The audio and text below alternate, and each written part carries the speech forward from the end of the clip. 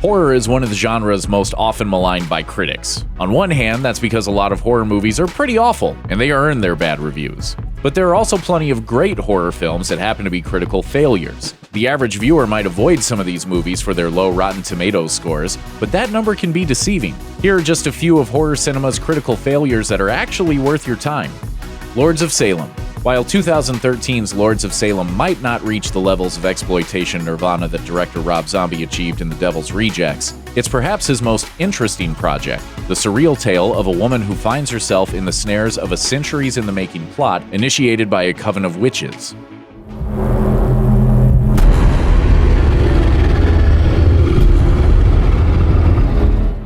Critics slapped it with a low rating on Rotten Tomatoes, complaining that it failed to deliver the scares it seemed to promise. To be fair, that's not an incorrect observation. Relatively free of gore, the film is instead something of an experimental tone piece, resulting in a hypnotic, atmospheric film that's sure to unsettle and intrigue viewers willing to embrace abstract thrills.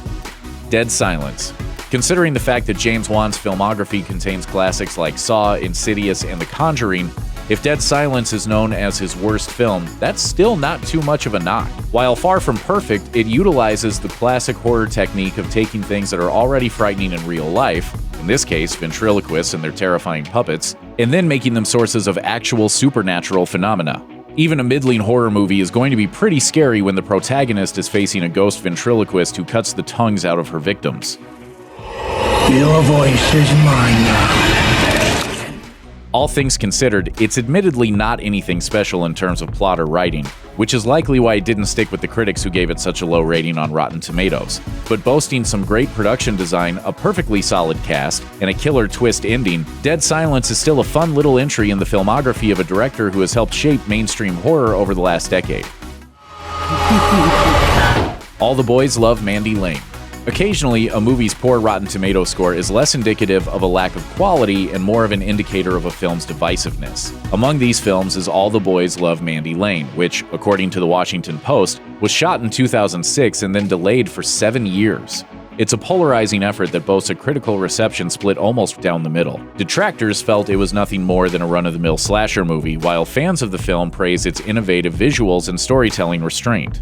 The story centers around a group of teens who invite the super-popular Mandy Lane to a secluded ranch for a weekend getaway and quickly find themselves being picked off one by one by a deranged stalker. The movie seems to take no delight in its kills, instead making the audience recognize the gravity of each. Even if you find the movie to be a failure, it's an interesting one for sure.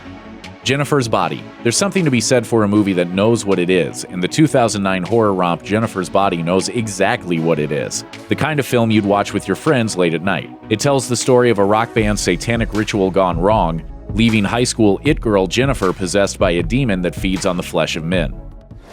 Jennifer's evil. I know. No, I mean, she's actually evil, not high school evil. Featuring a stellar cast, the most quotable horror movie script in decades, and a killer soundtrack, it's some of the most fun you can have watching a modern horror movie. I am not insecure, needy. God, that's a joke. How could I ever be insecure? I was the snowflake queen. Unfortunately, critics weren't quite sure what to make of it in 2009, and it's got a bummer of a Rotten Tomatoes score.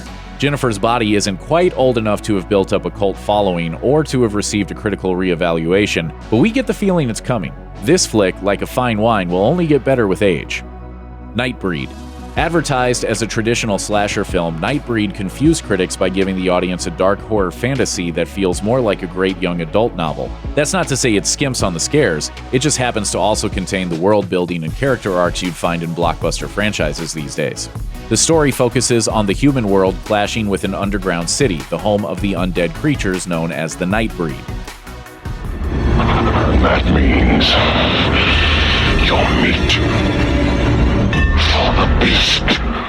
The film came out about 20 years too early, and it found itself in the hands of critics who weren't quite sure what to make of it. While it sits with a terrible rating on Rotten Tomatoes, Nightbreed is still very much worth your time. It's fun, innovative, and totally singular.